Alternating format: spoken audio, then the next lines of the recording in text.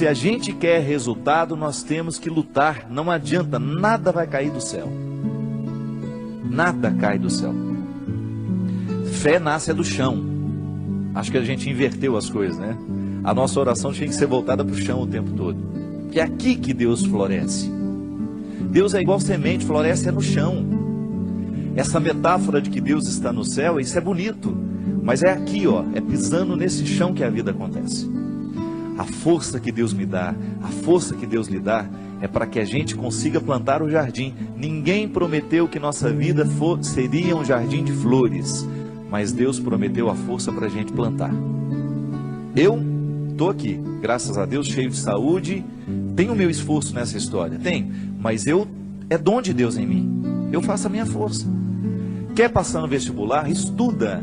Não tem essa história, ô padre, reza para mim. Não vou rezar não. Se você não estudar, minha oração não serve para nada neste momento. Se você não estudar, você não adianta ficar sentado, ajoelhado diante do Santíssimo com o livro na cabeça. Ô Senhor, me ajuda a passar no vestibular.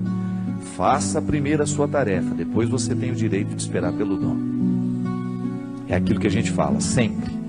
Nós só temos o direito de esperar pelo impossível depois que fizermos tudo o que nos foi possível. Agora tem um outro detalhe. Ela está dizendo aqui, padre, tudo é muito difícil. Pode ser que você esteja prestando atenção demais no que é difícil. Aí tudo fica mais difícil ainda. Gente, a vida sempre será determinada a partir do que a gente presta atenção. Se você tem diante de você um problema, você tem duas possibilidades. Ou você enxerga o problema, ou você já enxerga a solução. Tem gente que só enxerga o problema.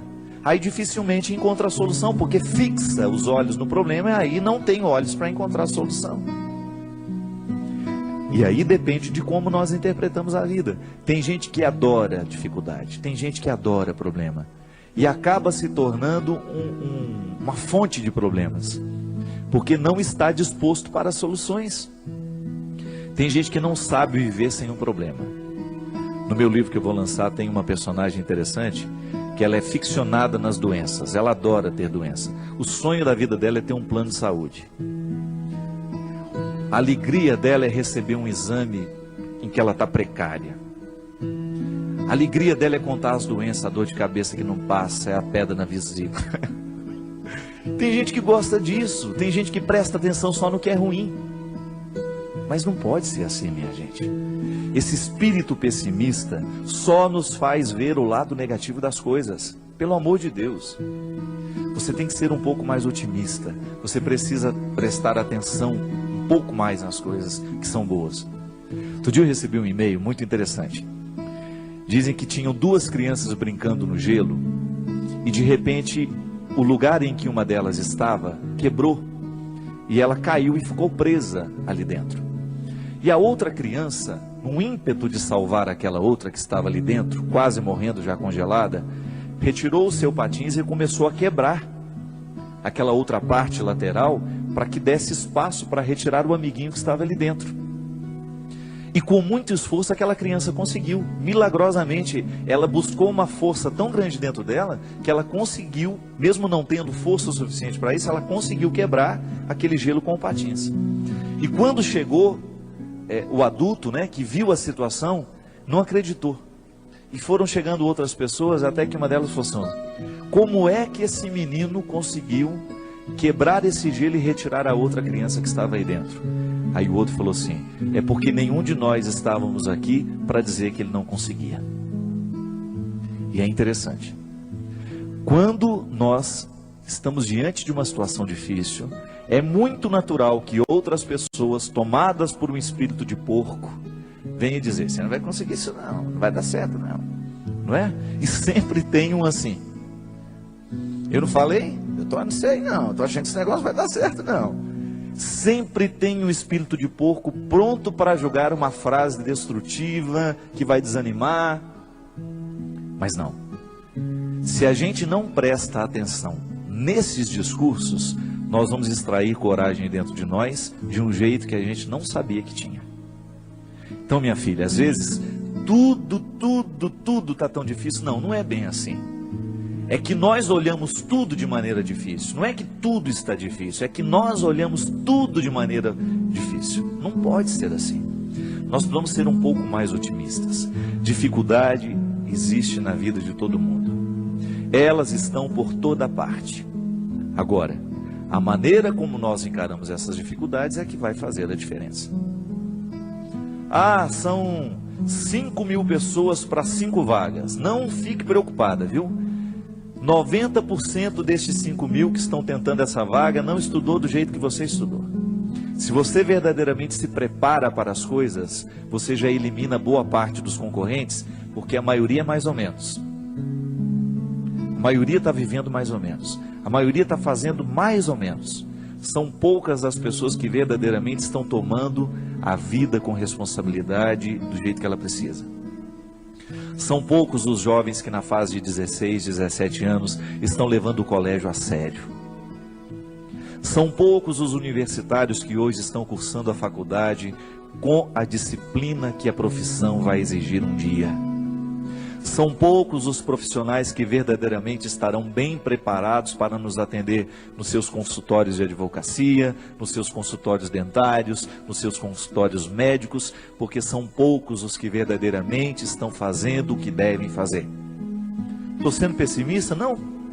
É só você olhar para o jeito como estão vivendo os nossos universitários, a maneira como eles estão se preparando para a futura profissão. E eu sempre digo, quer ser um bom profissional, estude bem o que você está estudando. Porque você não tem o direito de ser mais ou menos, não tem.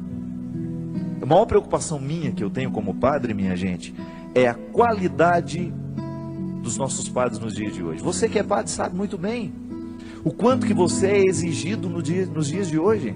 Você precisa ser um homem de sabedoria, você precisa ser um homem que estabeleça uma ponte com a cultura, com a sociedade. Não dá para você evangelizar do mesmo jeito que evangelizavam há 20 anos atrás, não dá. Nós precisamos correr atrás da qualidade. Ninguém está fora disso. Você aí na sua área, você precisa correr atrás da sua qualidade. Você que é médico, você que é dentista, você sabe o quanto você precisa se aperfeiçoar para você continuar de pé no mundo de hoje. Hoje nós estamos no tempo da competência e não é problema.